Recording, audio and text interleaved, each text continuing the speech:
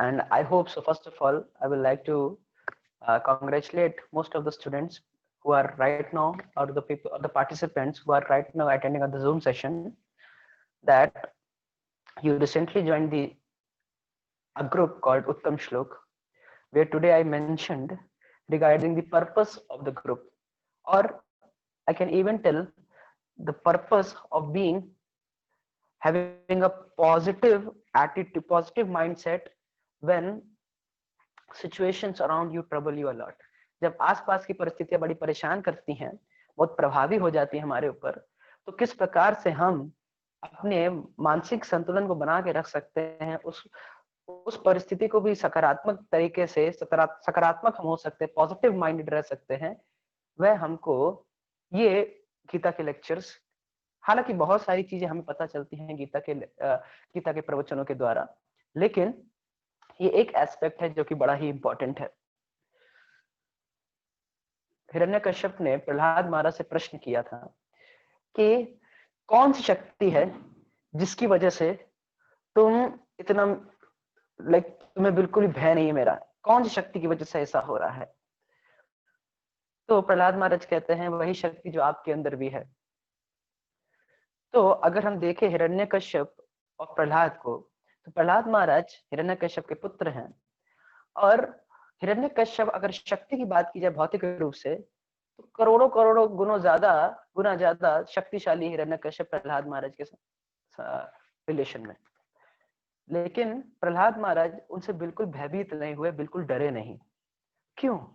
क्या कारण था जिसकी वजह से वो भयभीत नहीं हुए? क्योंकि उनको अपनी शक्ति पे नहीं, उनको भगवान की शक्ति पे पूर्णता विश्वास था, इसलिए वो बिल्कुल भी किसी भी परिस्थिति में भयभीत नहीं हुए। तो हमारा उद्देश्य ये नहीं होना चाहिए कि हम भौतिक प्रकृति से लड़ाई करें, बल्कि हम क्या करें, हम कृष्ण की सेवा करें। अगर हमारी आंखें लगातार भौतिक प्रकृति और भौतिक प्रकृति को देखती रहेगी, तो उसके द्वारा हम प्रभावित हो जाएंगे। लेकिन अगर हमारी आंखें ऊपर होंगी, भगवान की तरफ होंगी, तो वो सब चीजें हमको ज्यादा प्रभावित नहीं करेंगी। तो अगर हम वास्तव में पॉजिटिव माइंडेड रहना चाहते हैं, तो बहुत जरूरी है कि our eye should be fixed on Krishna. In order to serve Krishna, constantly planning how can I serve Krishna, how can I please Krishna. So there are three things to take care of, and which the which we are going through will help us to work on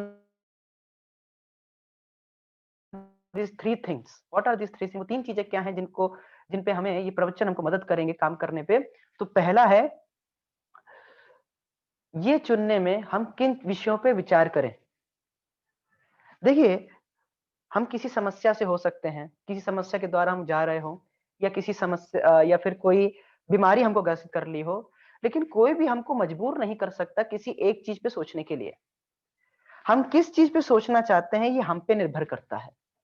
ये हमारी आसक्ति होती है किसी परिस्थिति, किसी विषय वस्तु के प्रति, या किसी अंग के प्रति, कि जिसकी वजह से हम लोग क्या करते हैं, हम उसके बारे में लगातार सोचते रहते हैं। लेकिन कोई भी हमको मजबूर नहीं कर सकता किसी समस्या के बारे में या किसी चीज के बारे में सोचने के लिए। कोई हमको फोर्स नहीं कर सकता।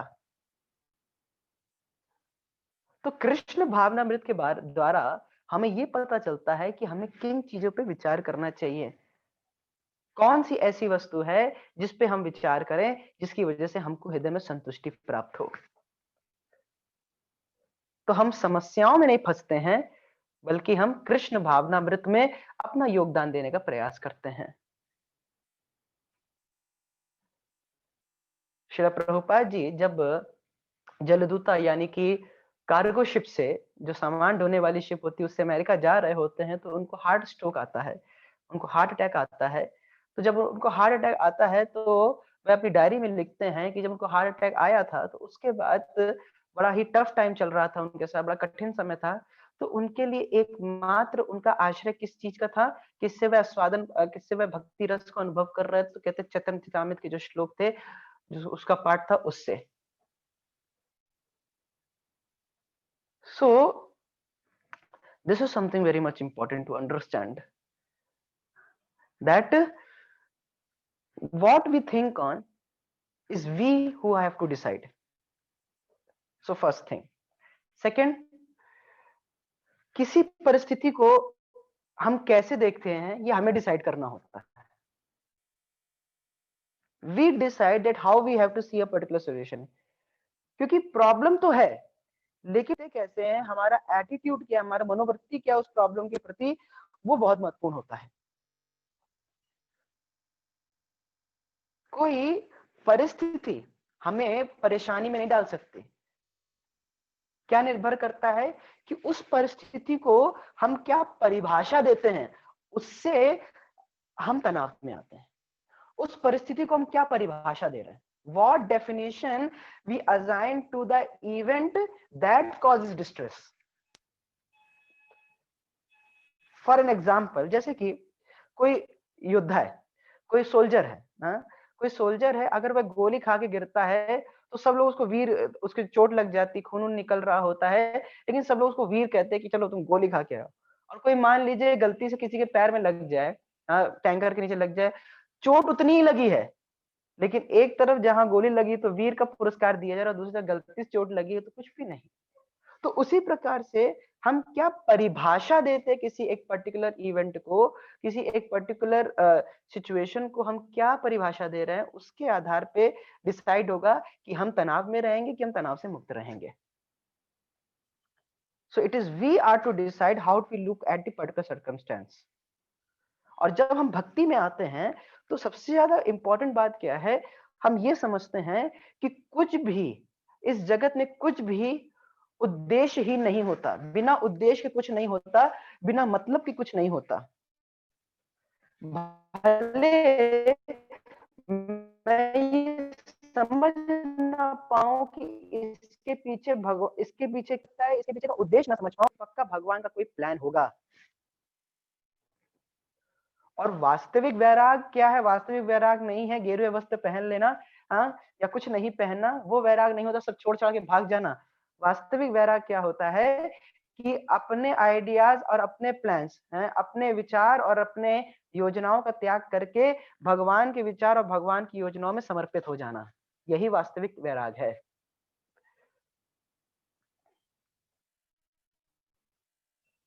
So this is something very much important कि हम डिसाइड करते हैं कि हम कैसे एक परिस्थिति को देखते हैं. पहला हमने कि हम ये डिसाइड करते हैं कि हम किन चीजों पे विचार करें. दूसरा, हम डिसाइड करते हैं कि किसी परिस्थिति को हम किस तरह से देखें. और तीसरा कि कैसे किसी परिस्थिति में हमें कैसे रिस्पॉन्ड करना है, कैसी प्रतिक्रिया करनी है. How do I have to respond to a particular situation. कोई परिस्थिति आती है, कोई लोग एकदम चिल्ला पड़ते हैं, गुस्सा हो जाते हैं, नास्तिक हो जाते हैं, कहते हैं भगवान नहीं है, एक तरह से क्रूरता की तरह बिहेव करने लगते हैं. तो वह किस प्रकार से सोचते हैं, वह कोई प्रॉब्लम होती है उनके जीवन में तो वह 3 दिशाओं में जाते हैं. या तो कहते हैं इसने किया, या तो मेरी वजह से हुआ, नहीं तो भगवान ने किया. ऐसे ऐसे या ऐसे, ये 3 तरह होता है. लेकिन ये तीनों जो बातें हैं, ब्लेम करना, तीनों तरह से जो आरोप लगाना होता है, ये किसी मतलब का नहीं होता है. लगातार ये सोचते रहना कि प्रॉब्लम का दोषी कौन है, ये प्रॉब्लम क्यों हुई, इसकी बजाय हमें क्या करना चाहिए, हमें ये सोचना चाहिए कि अब मैं करूं क्या, what should I do in this situation. कुछ लोग होते हैं अपनी प्रॉब्लम्स को बार बार बताते रहते हैं, उन्हीं को बार बार सोचते रहते हैं. वह ये नहीं सोचते कि अब इस प्रॉब्लम का सोल्यूशन क्या करें क्या. सो ये हमको समझना होगा कि हम करें क्या. और जब हम लोग उस पे फोकस करते हैं कि हम क्या कर सकते हैं, तो ये वास्तविक स्वतंत्रता है. ये वास्तविक स्वतंत्रता है. So these 3 things have to be understood कि we can decide, हम चुन सकते हैं हमें क्या विचार करना है, कोई हमको फोर्स नहीं कर सकता. दूसरा, हम ये डिसाइड कर सकते हैं कि हम परिस्थितियों को किस तरह से देखें, और तीसरा परिस्थितियों के ऊपर किस तरह से हमें रिस्पॉन्ड करना है, क्या प्रतिक्रिया करनी है। तो ये सब हमें कैसे पता चलता है, जब हम भगवत गीता को सुनते हैं और फिर हमको एक दृष्टिकोण मिलता है, ओ happens by the will of Krishna, so I must surrender unto the will of Krishna. I'm not the controller, I'm just a co-worker with God. So once you understand this, then these teachings, and when you live in this material world, it becomes very easier to tackle the problems. And why am I talking about the problems? Because being in a student life, विद्यार्थी जीवन में रहना या किसी भी जीवन में अगर हम होते हैं, अगर प्रॉब्लम्स आती हैं तो सबसे पहला अटैक भक्ति में जीवन पे होता है कि मैं भक्ति क्यों करूं। तो इसीलिए हमें समझना चाहिए कि भक्ति ही एकमात्र हमारा आश्रय है जो कि हमको बचा सकता है, अन्यथा हमको कोई वस्तु इस जगत की नहीं बचा सकती। No one can protect me from any kind of danger. इसीलिए हमें भगवान से प्रार्थना करनी चाहिए कि कृपया करके हमको अपनी सेवा में नियोजित करिए, मुझे बल दीजिए ताकि मैं आपकी सेवा और अच्छी तरह से कर सकूं। Give me the strength so that I can serve you more nicely, I can please you, I can engage you, please engage me in your service। इस प्रकार से भगवान के बारे में भगवान से प्रार्थना करनी चाहिए, और जो भी हमारे पास स्किल्स हैं वो भगवान की सेवा में नियोजित करना चाहिए। So this and one very important point that we may have flaws, हमारे जीवन में कमियां हो सकती है, हम में कमी है, भगवान हमसे बहुत प्रेम करते हैं। भगवान का प्रेम इस आधार पे नहीं है कि हम कैसे हैं, बल्कि भगवान का प्रेम किस आधार पे है कि वो कैसे हैं। Krishna's love is not based on who we are, but Krishna's love is based on who he is. He is the supreme well-wisher, सुहृदम सर्वभूतानाम। वे सबके हितैषी हैं, वे सबसे प्रेम करते हैं। उनका प्रेम जो है कंडीशनल नहीं है कि तुम ये करोगे तब भगवान। जिस प्रकार से एक उदाहरण दिया जाता है, बहुत सुंदर श्रील प्रभुपाद जी एक उदाहरण देते हैं, जैसे कि सूरज है, सूरज सबको रोशनी दे रहा है, सबको धूप दे रहा है, चाहे कोई मांसाहारी हो, चाहे कोई शाकाहारी हो, चाहे कोई पेड़ उगा रहा हो, चाहे कोई पेड़ काट रहा हो, चाहे कोई गाय की रक्षा कर रहा हो, चाहे कोई गाय को काट रहा हो, सूरज सबको एक समान रोशनी दे रहा है, धूप दे रहा है। लेकिन अगर कोई मान लीजिए आंखें बंद कर लेता है, तो क्या वो सूर्य की रोशनी को देख पाएगा? तो अगर सूरज की रोशनी देखी जाए तो अनकंडीशनल है, वो सबको दे रहा है, लेकिन हम लोग कंडीशनड है, तो उस व्यक्ति ने आंखें बंद कर ली तो वो अपने आप को रोक रहा है। तो उसी प्रकार से भगवान सभी को प्रेम करते हैं, लेकिन जिन्होंने अपनी आंखें बंद कर ली, आंखें बंद करने का मतलब क्या होता है? आंखें बंद करने का मतलब होता है कि व्यक्ति भगवान के अतिरिक्त अन्य चीजों पे ज्यादा ध्यान देता है, अन्य चीजों पे ज्यादा विचार। तो ये सबसे बड़ी प्रॉब्लमेटिक बात है। और जब वो किसी और चीज पे ध्यान कर रहा होता है, उसका कुछ पाना होता है, मान लीजिए उसको आईआईटी में सिलेक्शन चाहिए, हाँ, और उसकी आंखें बस उसी में लगी हुई हैं, तो अब वह ये चाहता है कि भगवान उसकी इस इच्छा को पूरी करें, और अगर वो नहीं करते तो भगवान नहीं है, भगवान मुझसे प्रेम नहीं करते। ऐसा नहीं है, भगवान का प्रेम पूरी तरह से अनकंडीशनल है, वह किसी स्टेट या किसी प्रोविजन पे निर्भर नहीं करता है, और हम ऐसा कुछ भी नहीं कर सकते जिसकी वजह से भगवान हमसे प्रेम करना बंद कर दे। ऐसा हम कुछ कर ही नहीं सकते। He loves us so much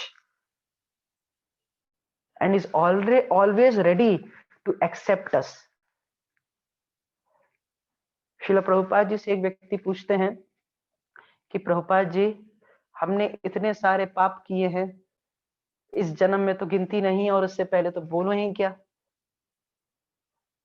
तो क्या मेरे जैसे व्यक्ति भी भगवान के धाम जा सकता है एक जन्म में? तो प्रभुपाद जी कहते हैं एक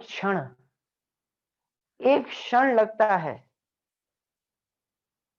भगवत गीता में भगवान कहते हैं सर्वधर्मान परित्यज्य माम एकम शरणम व्रज अहम त्वाम सर्व पापेभ्यो मोक्षयिष्यामि मां शुचः, डरो मत, बस तुम मेरे को शरणागत हो जाओ। और शरणागत कब हो सकते हो? तुरंत हो सकते हो। जस्ट नाउ, जस्ट सरेंडर, अभी शरणागत हो जाइए। और शरणागत कैसे होना? बड़ा ही आसान है। मन मना भव मत भक्तो मदयाजी माम नमस्करो। भगवान के बारे में सोचो, भगवान के भक्त बनो, भगवान को प्रणाम करो, भगवान की पूजा सेवा इत्यादि करो, बस। और ये अभी से शुरू कर सकते हैं, वेट करने की आवश्यकता नहीं है। और भगवान रिकन्फर्म कर रहे हैं, मां सुचा, डरो मत कि कुछ हो जाएगा, डरो मत, मैं ख्याल रखूंगा तुम्हारा।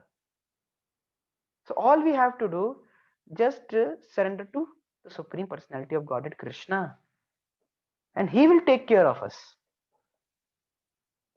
See, we want shelter. हमें आश्रय चाहिए किसी ना किसी का, या तो घर वालों का, नहीं तो कहीं काम कर रहे हैं तो बॉस का, स्कूल में टीचर का, कॉलेज में प्रोफेसर का, कंपनी में बॉस का। इन सबका आश्रय हम लेते हैं, लेकिन अंतोगत्वा हताशी होते हैं, उदासीनता ही प्राप्त होती है। लेकिन जो भगवान का आश्रय लेता है, वास्तविक लाभ उसको प्राप्त होता है। क्योंकि ये सारे जगत के संबंध है वो यहीं तक रख जाते हैं, लेकिन भगवान का साथ व्यक्ति के साथ निरंतर बना रहता है। तो हमारा यही कर्तव्य है कि हम सबको कृष्ण भावना से जोड़ें, उनको भगवान से जोड़ें, तो वास्तविक लाभ होगा लोगों का। लेकिन पहले हमें खुद इस पे विश्वास होना चाहिए कि हाँ, भगवान से जुड़ के वास्तविक लाभ है, भगवान हमारी अवश्य रक्षा करेंगे। So this is very important point today I learned and just tried to discuss with all of you, which was very much important.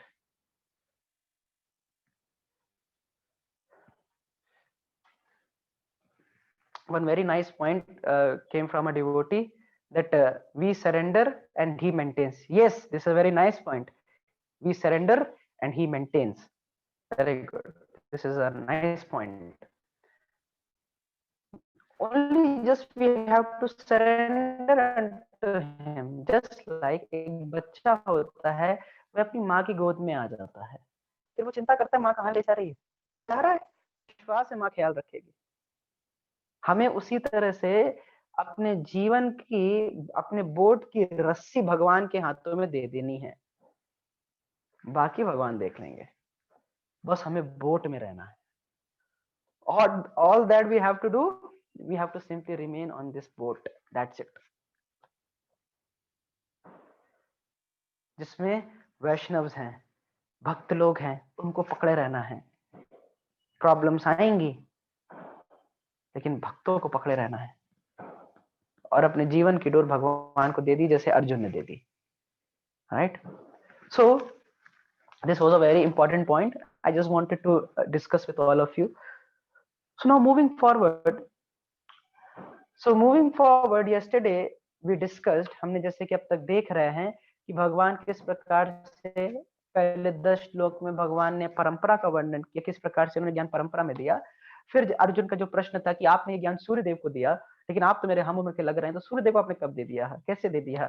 हाँ, तो भगवान फिर अपने प्राकट्य के दिव्य स्वभाव के बारे में बताते, he tells the divine nature of his transcendent of his appearance, भगवान उसके बारे में बताते। और कल हम देख रहे थे कि किस प्रकार से भगवान, जब ये प्रश्न उठा कि भगवान के भक्त जो हैं वो भगवान को अप्रोच करते हैं, भगवान के दिव्य प्राकट्य, दिव्य और शाश्वत प्राकट्य को समझते हैं, जानते हैं, प्रयास में रत रहते हैं, लेकिन हर कोई इस प्रकार से नहीं भगवान को अप्रोच करता, भगवान के पास इस तरह से नहीं पहुंचता, तो उनका क्या होता है?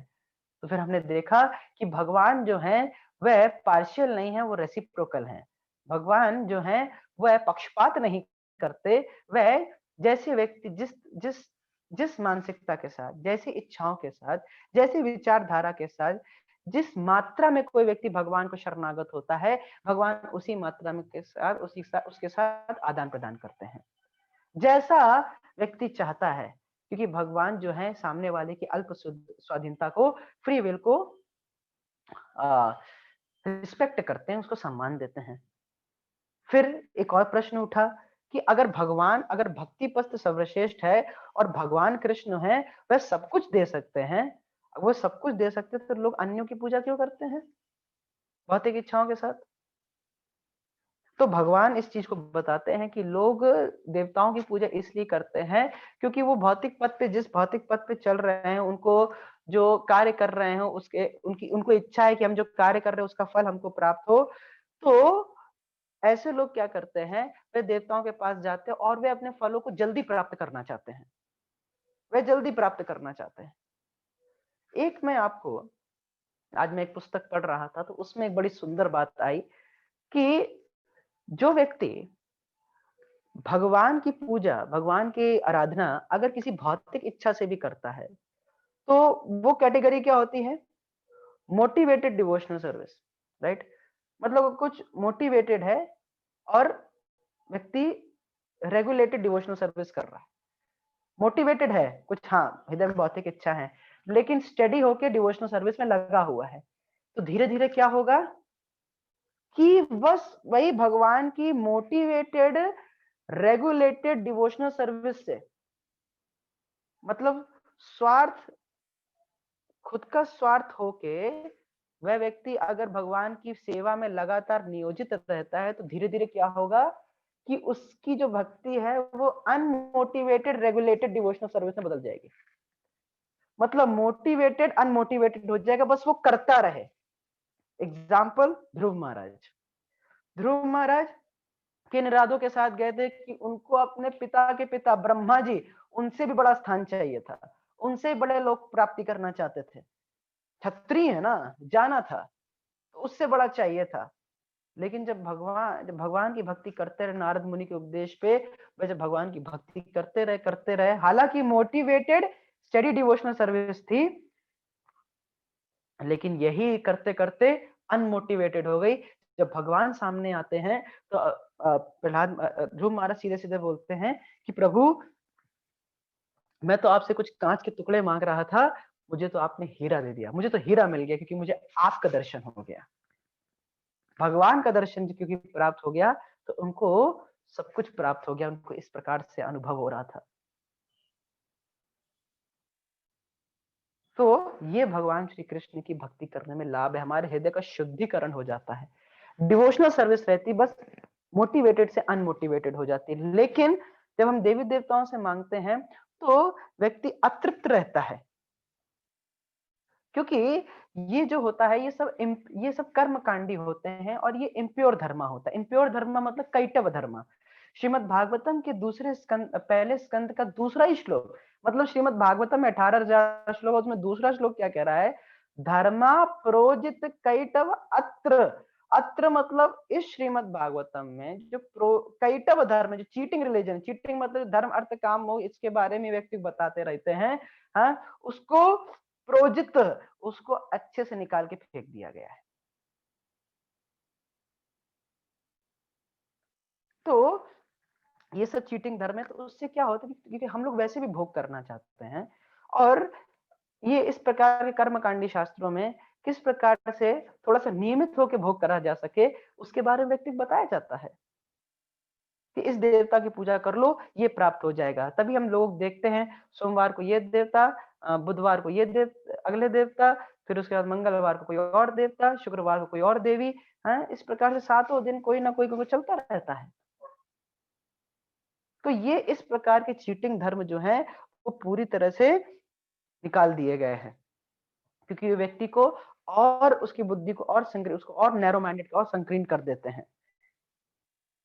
और आज हम देखने जा रहे हैं एक बड़ा ही सुंदर श्लोक, जिसको हम आज और कल दोनों दिन पढ़ेंगे।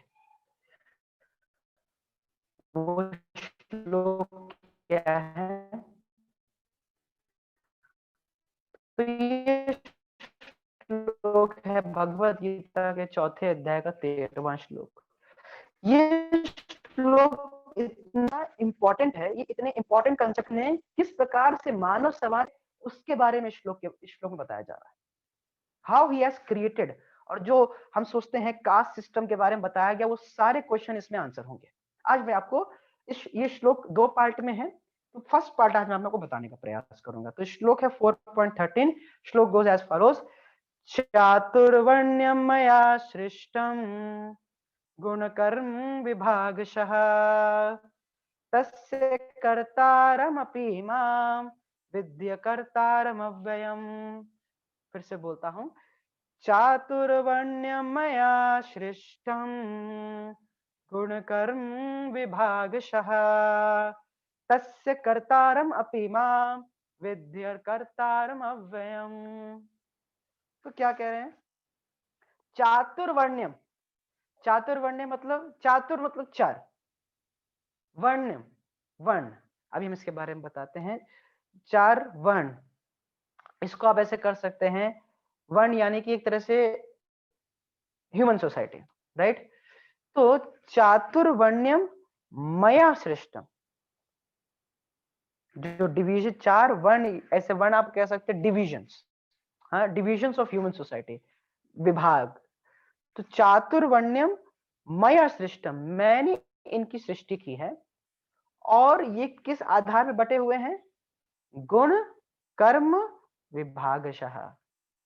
और ये चार वर्ण किसके हिसाब से बटे हुए हैं? गुण और कर्म। आज हम इसको इतना देखेंगे। तो what does this mean by वर्ण? देखिए, वर्ण का मतलब एक तो होता है कलर, हाँ, हम कहते हैं वर्ण, जैसे पीत वर्ण, या फिर कृष्णा वर्णम, कृष्ण वर्ण मतलब काला रंग। तुषा आकृष्ण, आकृष्ण मतलब काला नहीं है, हाँ।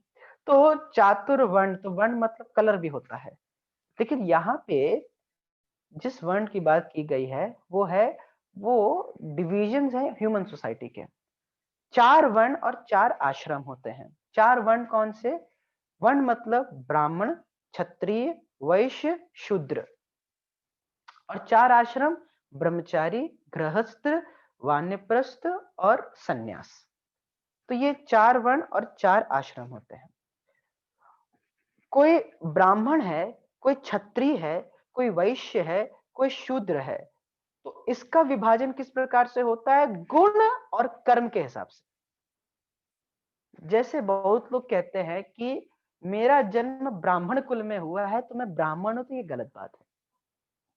भगवान सीधा सीधा बोल रहे हैं, गुण और कर्म, by the qualities and the work which he does.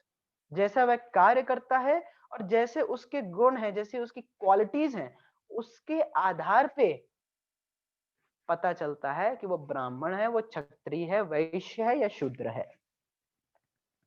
कोई सिर्फ अगर ब्राह्मण थ्रेड पहन लेता है तो उससे वो ब्राह्मण नहीं बन जाता। कोई व्यक्ति थोड़ा बहुत लड़ाई झगड़ा कर लेता है, बहुत झगड़ालू स्वभाव का होता है, तो इसका मतलब ये नहीं है कि वो क्षत्रिय हो गया। तो ये आज समझना जरूरी है। तो गुण का मतलब क्वालिटी होता है, हाँ, गुणवत्ता। या फिर गुण का मतलब यहाँ पे बताया जाता है कि ये जगत जो है, इसमें तीन गुण होते हैं, सतोगुण, रजोगुण, तमोगुण। सतोगुण का मतलब होता है मोड ऑफ गुडनेस। आपने सबने सतोगुण के बारे में सुना होगा, मोड ऑफ गुडनेस, जहां पे गुडनेस प्रधान होता है। तो सतोगुण। रजोगुण मोड ऑफ पैशन, यानी कि व्यक्ति बहुत ही उत्तेजित रहता है, तृष्णाएं रहती हैं, ये चाहिए वो चाहिए, है, हैंकरिंग रहती है, लैमेंटेशन होता है, बहुत क्रंदन करता है, हाँ। तो रजोगुण और तमोगुण। तमोगुण मतलब व्यक्ति बड़ा आलसी होता है, पागलपन सवार रहता है, प्रमाद में रहता है। तो ये तीन गुण होते हैं, सत्वगुण, रजोगुण, तमोगुण। और इन तीनों के आधार पे ही सब कुछ, हर चीज कैटेगराइज, हर चीज जो कैटेगराइज होती है, उसका विभाजन होता है, हर चीज जो हम देख पा रहे हैं वो इन तीनों का ही मिश्रण है जगत में। कुछ भी, चाहे आप पेड़ ले लीजिए, चाहे आप कपड़े ले लीजिए, कपड़े पहनने का तरीका ले लीजिए, या फिर आप समय ले लीजिए, या कोई मौसम ले लीजिए, या कोई परिस्थिति ले लीजिए, हर कोई, हर चीज ये गुणों का ही मिश्रण है। गुणों के द्वारा प्रभावित होके ही इनकी उत्पत्ति होती है। जिस प्रकार से 3 कलर होते हैं, रेड, येलो, ब्लू, इन तीनों को अगर आप मिलाते हैं तो बहुत सारे अनगिनत कलर बनते हैं। तो रेड, येलो का मतलब मोड ऑफ गुडनेस, रेड का मतलब मोड ऑफ पैशन यानी कि रजोगुण, और ब्लू का मतलब मोड ऑफ इग्नोरेंस यानी कि तमोगुण। इन तीनों का मिश्रण ही सब कुछ है।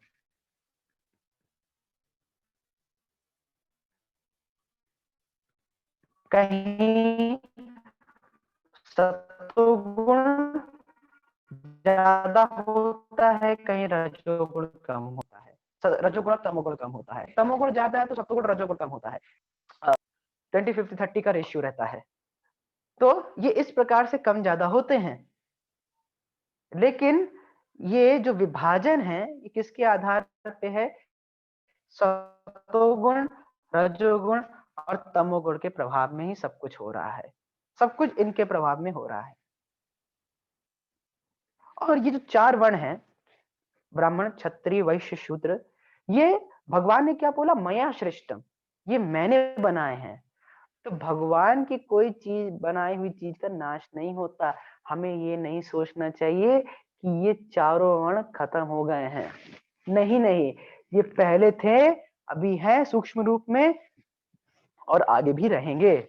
और ऐसा नहीं सिर्फ इंडिया में, पूरे जगत में है। जब भी सृष्टि होती है, हर सृष्टि में ये 4 वर्ण और 4 आश्रम होते ही होते हैं।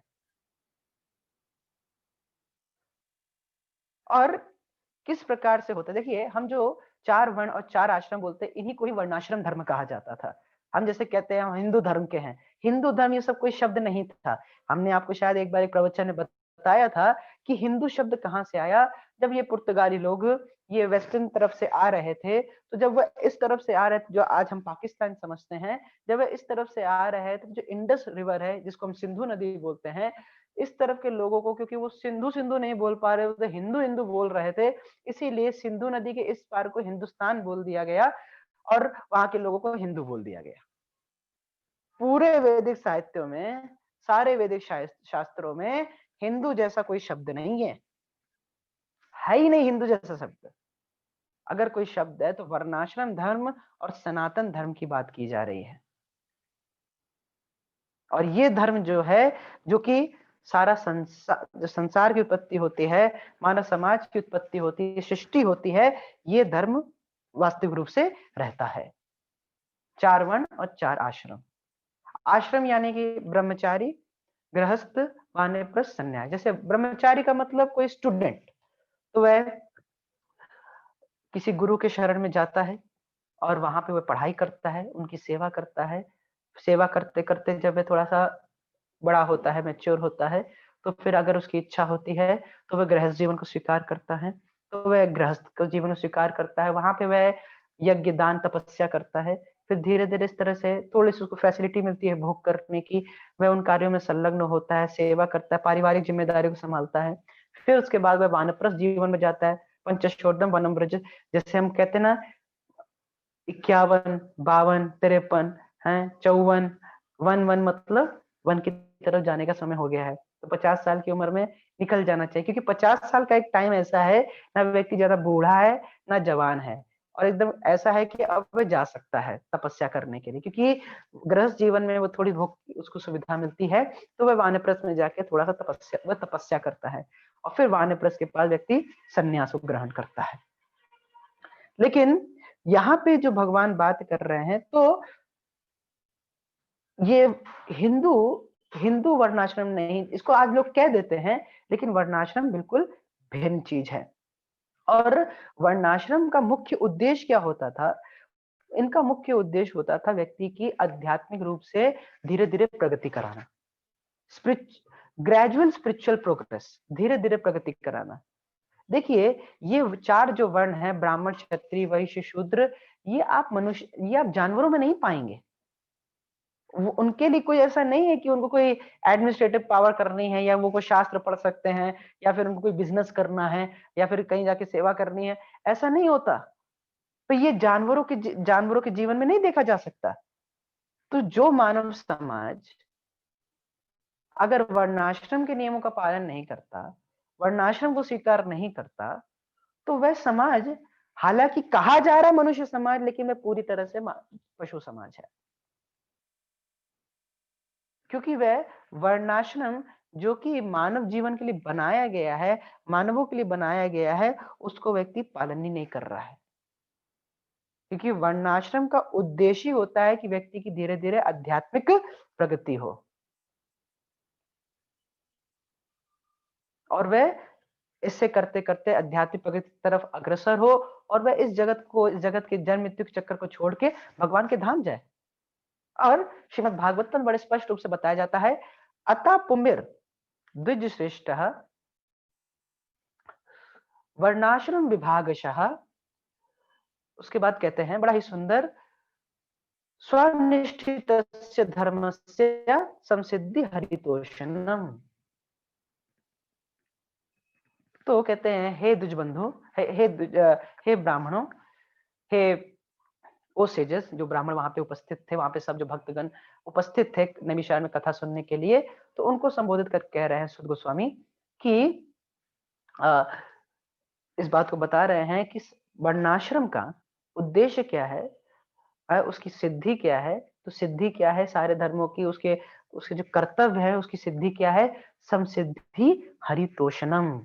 हम जो भी कार्य करें, जैसे आप स्टूडेंट तो पढ़ाई कर रहे हैं, अगर आप जॉब करते हैं तो आप कमाई कर रहे हैं, अगर आप वानप्रस्थ में है, किसी भी तरह आप किसी भी आश्रम में स्थित हैं, कोई भी कर्तव्य को आप किसी भी वर्ण के कार्य को कर रहे हैं, उसका उद्देश्य क्या है, समसिद्धि हरि तोषणम। You will get all the perfection, समसिद्धि, सम मतलब पूर्ण रूप से, सिद्धि मतलब परफेक्शन, हरितोषणम, if you satisfy the supreme personality of Godhead. अगर हम अपने कार्यों से भगवान को प्रसन्न नहीं कर पा रहे हैं, तो उन सबका कोई मतलब नहीं बनता है। और फिर अगले श्लोक में कहते हैं, धर्म स्वनिष्ठता पुंसा विश्वक्सेन कथा सुया नोत्पाद यदि रति शम एवं ही केवलम। कोई अपने धर्मों को, अपनी ड्यूटीज को बहुत अच्छी तरह से कर रहा है, स्वनिष्ठता, बहुत निष्ठा के साथ कर रहा है, एकाग्रचित होकर अपने कर्तव्यों को कर रहा है, लेकिन नोत्पाद यदि रति, लेकिन ना उत्पाद यदि रति, अगर लेकिन भगवान की कथाओं के लिए उसकी रति नहीं होती, उसका प्रेम नहीं होता, भगवान कथा सुनने की उसकी इच्छा नहीं हो रही, श्रम एवं केवलम, it is simply an exercise, it is simply he is doing some hard labor, he will not get anything. So this is very much important, that we have to understand this fact, that whatever our activities are is only to is to please the supreme personality of Godhead. That's it. That is why I even wrote today in the Uttam Shlok group that to please and serve Krishna, to be absorbed in pleasing and serving Krishna, because the purpose of all these things is to please and serve Krishna. That we have to understand. And this वर्ण, इन वर्णों की तुलना श्रीमद् भागवतम में अन्य शास्त्रों में भी किससे की गई है, एक मानव शरीर के साथ। जैसे हमारे शरीर में सर है, हाथ है, पेट है और पैर है, तो उसी प्रकार से ब्राह्मण, क्षत्रिय, वैश्य, शूद्र को बांटा गया है। ब्राह्मण कौन होते हैं, इंटेलेक्चुअल क्लास, यानी कि उनकी तुलना सर से की गई है। और क्षत्रिय होते हैं एडमिनिस्ट्रेटिव क्लास, हाँ, तो उनकी तुलना हाथों से की गई है। और जो वैश्य होते हैं वो मर्केंटाइल, हाँ, या फिर आप मर्चेंटाइल, जिस तरह से आप कहते हैं, व्यवसाय के जो लोग होते हैं उससे की गई है। तो या ट्रेडर्स कह सकते हैं आप उनको, तो उनकी तुलना पेट से, लेबर इस तरह से, मतलब आर्टिसंस, कि दे सपोर्ट, जो तीनों वर्ण हैं उनको सपोर्ट करते हैं, उनकी तुलना पैर से की गई है। अब शरीर में हर अंग इंपॉर्टेंट होता है, हम ये नहीं कह सकते सिर्फ सर इंपॉर्टेंट है बाकी कोई भी चीज इंपॉर्टेंट नहीं है, नहीं। या तो ये भी नहीं कह सकते कि सर ठीक है, हाथ ठीक है, पेट ठीक है, लेकिन पैर की जरूरत नहीं है, ऐसा नहीं। हर चीज की आवश्यकता है अपने अपने स्थान पे, हर चीज की महत्व है अपने अपने स्थान पे। लेकिन ऐसा भी नहीं कह सकते कि पैर है, पैर बड़े स्ट्रांग हैं, पेट अच्छी तरह से निकला हुआ है, लेकिन सर डैमेज है, तो उस व्यक्ति का क्या होगा। लेकिन आज हम सोसाइटी में इसी चीज को देखते हैं कि कोई व्यक्ति है, ब्राह्मणों की बहुत कमी है समाज में, उनका क्लासिफिकेशन किया जाता है कि कौन ब्राह्मण होते हैं, कौन क्षत्रिय होते हैं। देखिए, ब्राह्मण कोई व्यक्ति वैसे नहीं बनता कि वो बस ब्राह्मण थ्रेड पहना हो तो ब्राह्मण हो गया। और ये ब्राह्मण, क्षत्रिय, वैश्य, शूद्र कोई कास्ट सिस्टम नहीं है। जैसे कि हम कहते हैं ये व्यक्ति इंजीनियर है या ये व्यक्ति डॉक्टर है, तो क्या ये कास्ट सिस्टम है? अरे, तुम तो इसको इंजीनियर कह रहे हो, तुम तो कास्ट विभाजन कर रहे हो, उनको डॉक्टर कह रहे हो, तो ऐसा तो नहीं है। ये कास्ट सिस्टम तो नहीं हुआ, ये उनके गुण और कर्म है। उन्होंने जो कर्म किए, उन्होंने किसी कॉलेज में पढ़ाई की है जिसकी वजह से उनको इंजीनियर की डिग्री प्राप्त हुई है, and they are now certified as a doctor और एज अ इंजीनियर। तो गुण और कर्म के हिसाब से ये चीज हो रही है। तो उसी प्रकार से जैसे डॉक्टर और इंजीनियर कोई कास्ट सिस्टम नहीं है, उसी प्रकार से ब्राह्मण, क्षत्रिय, वैश्य, शूद्र कोई कास्ट सिस्टम नहीं है। और ऐसा भी नहीं होता कि अगर हम किसी को अगर कोई ब्राह्मण के यहाँ पैदा हुआ है तो वो ब्राह्मण ही होगा। जैसे कि कोई डॉक्टर के यहाँ पैदा हुआ, जरूरी वो डॉक्टर ही बनेगा? कोई डॉक्टर के घर में पैदा हुआ है, उसका एक प्लस पॉइंट होता है कि उसको व्यवस्था बड़ी आसान हो जाती है, उसको सुविधाएं बड़ी मिल जाती हैं कि किस प्रकार से डॉक्टर बना जा सकता है। वह घर में रहता है, घर में देखता है कि पापा के पास इतने सारे पेशेंट्स आ रहे हैं, पापा ऐसे कर रहे हैं, स्टेथोस्कोप लगा रहे हैं, उसके हार्ट में चेक कर रहे हैं। हाँ, तो वो उन सब क्रियाओं को देखता है तो उसको बहुत ही अनुकूल या फिर फेवरेबल एनवायरनमेंट, अनुकूल माहौल मिल जाता है जहां से वह प्रगति कर सकता है और उसको डॉक्टर बनने में बड़ी आसानी हो जाती है। लेकिन पैदा हो गया है तो ये नहीं कह सकते डॉक्टर ही बनेगा, यह डॉक्टर है। नहीं नहीं, उसे अनुकूल माहौल मिल गया है, लेकिन वो उसको कॉलेज जाना पड़ेगा, स्कूल जाना पड़ेगा, एक डिग्री परस्यू करनी पड़ेगी। फिर उसके बाद जब 20-25 साल वो पढ़ाई करेगा, उसके बाद उसको डॉक्टर की डिग्री दी जाएगी और तब वो सर्टिफाइड होगा, वो डॉक्टर है। तो उसी प्रकार से कोई ब्राह्मण के घर में पैदा होता है, वो ब्राह्मण नहीं बन गया।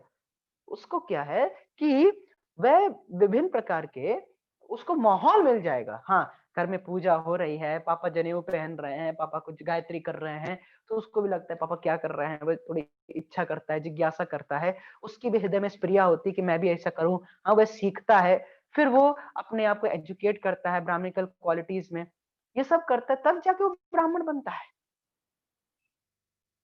सिर्फ ब्राह्मण कुल में पैदा होने से कोई व्यक्ति ब्राह्मण नहीं बन जाता।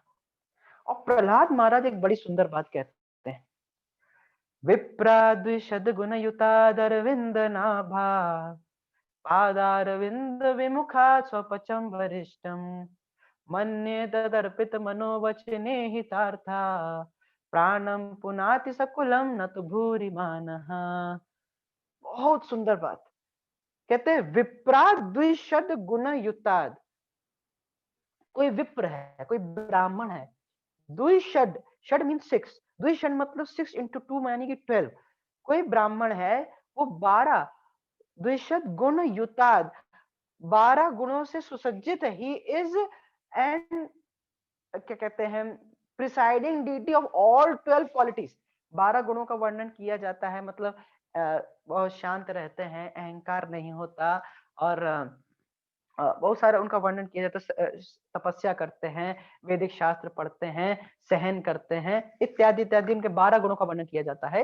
तो कोई विप्र है, कोई ब्राह्मण है, 12 गुणों से सुसज्जित है, द्विशत गुण युताद, अरविंद नाभा पदारविंद विमुखाद।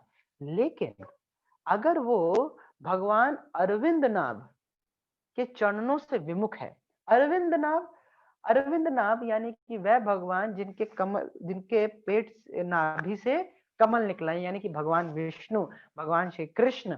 तो अगर उनसे विमुख है, उनके चरणों से विमुख है, मतलब भगवान की सेवा में अग्रसर नहीं है, भगवान की लीला कथाओं को श्रवण नहीं करता, भगवान की लीला कथाओं को बोलता नहीं, भगवान के बारे में स्मरण इत्यादि नहीं करता, भगवान के चरण कमलों से अगर वो विमुख है, तो क्या बताते हैं कि उससे श्रेष्ठ कौन है? हालांकि एक बड़ा ब्राह्मण बताया 12 गुण है, लेकिन अगर वो भगवान का भक्त नहीं है तो उससे श्रेष्ठ किसको बताया जा रहा है? स्वपचम वरिष्ठम, उससे श्रेष्ठ वो व्यक्ति है जो कुत्ता खाने वाले परिवार से है। आप कहेंगे आप कैसी बातें कह रहे हैं? देखिए मैं नहीं कह रहा, प्रहलाद महाराज कह रहे हैं जो कि एक आचार्य हैं। और वो ऐसा क्यों कह रहे हैं तो अगली लाइन में बताते हैं। मन्ने, मेरा ऐसा क्यों मानना है, तद अर्पित मनोवचने हितार्था। वह क्या कर रहे हैं, क्योंकि हो सकता है वह एक स्वपच यानी कि एक कुत्ता खाने वाले परिवार से भी क्यों ना हो, लेकिन वह अपने मन, वाणी, शरीर वह क्या कर रहा है, वह भगवान को समर्पित कर रहा है। अपना धन वह सब कुछ भगवान को समर्पित कर रहा है। प्राणम, भगवान को प्रणाम करता है। एक विप्र है, 12 गुण है, लेकिन भगवान के चरण कमलों से विमुख है, भगवान की भक्ति से विमुख है, भगवान की भक्ति नहीं कर रहा, तो उससे श्रेष्ठ वो कुत्ता खाने वाले परिवार का व्यक्ति है। क्यों? क्योंकि वह अपने मन, काया मनोवाक्य, वह अपने मन को, शरीर को, सब कुछ अपना पूरा अस्तित्व भगवान के सामने न्यौछावर किया है। और ऐसा व्यक्ति कहते पुनाति सकुलम, अपने पूरे कुल को शुद्ध कर देता है। और जो ऐसा विप्र है, ऐसा ब्राह्मण है, वो क्या करता है, वह सिर्फ अहंकार, भूरी माना, वैसे अपने अहंकार में जी रहा है कि मैं तो ब्राह्मण हूं। नहीं नहीं नहीं, भगवान उसका खंडन करते हैं। ये ब्राह्मण, क्षत्रिय, वैश्य, शूद्र, इनका मुख्य उद्देश्य क्या है, हम भगवान धीरे धीरे भगवान की तरफ प्रगति करें, भगवान को प्राप्त करें। तो ये एक बहुत ही इंपॉर्टेंट बात है जो कि प्रहलाद महाराज अपने श्लोक के माध्यम से बता रहे हैं। तो हमें क्या करना है, हम किसी भी कुल में जन्मे हो, क्योंकि इस बात बताया जाता है, नाम है विप्रो नानो नरपति, इस प्रकार से एक श्लोक आता है, बड़ा ही सुंदर श्लोक बताते हैं कि ना मैं ब्राह्मण हूं, ना मैं क्षत्रिय हूं, ना मैं वैश्य हूं, ना मैं शूद्र हूं, मैं क्या हूं, गोपी भर्तु। जो गोपियों के भर्तु है, मतलब he is the lover of the is the master of the gopis, जो गोपियों के स्वामी यानी कि भगवान श्री गोपी भर्तु पद कमले और दास दासानुदास, मैं उनके भगवान श्री कृष्ण के दासों के दासों के दासों का दास हूं। This is our real position. Who are we are the servant of the servant of the servant of the servant of the supreme lord Krishna. हम भगवान के दासों के दासों के दासों के दास हैं। महाराज कुलशेखर जो कि राजा, हाँ आलवर्त राजा थे, 3 राज्यों के वे राजा थे, और वे क्या कह रहे हैं, मज्जन्मना फलमिदं मधुकैटभारे मद प्रार्थनीय मद अनुग्राय एषेव तव भृत्य भृत्य परिचारक भृत्य भृत्य भृत्यस्य भृत्य इति मां स्मर लोकनाथः। बहुत सुंदर बात। मेरा मन जन्मना फलमिदम, मेरा जन्म सफल कब होगा, हाँ मधु कैटवार, हे मधुसूदन, हे कैटव, है इस प्रकार से भगवान को संबोधित कर रहे हैं। मधु कैटवार मत प्रार्थनीय मत अनुग्रह, एश मेरी आपसे एक ही प्रार्थना है, मेरा आपसे बस एक ही अनुग्रह है, क्या आप मेरी पहचान किस प्रकार से कीजिए, तब भृत्य भृत्य मतलब दास, तब भृत्य भृत्य परिचारिका भृत्य भृत्य भृत्य से भृत्य इतिमान स्मरण लोकनाथा, कि आप मेरी पहचान मुझे स्मरण किस प्रकार से करें कि मैं आपके दास के दास के दास के दास के दास के दास के दास का दास हूं। 7 times he tells महाराज कुलशेखर, जो कि 12 प्रमुख आलवार हुए हैं, उनमें से एक आलवार है महाराज कुलशेखर, 7वें नंबर के आलवार है। तो इस प्रकार से तो हमारी वास्तविक स्थिति क्या है, we are the servants, and there's nothing wrong to be a servant because we have to see he was our master. Krishna is our master. Even वितासुर भी इस बात को कहते हैं, वितासुर भी इसी बात को कहते हैं कि मैं आपके दासों का दास हूं।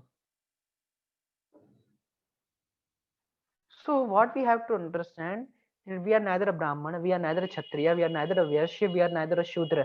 We have certain qualities and accordingly we have to act.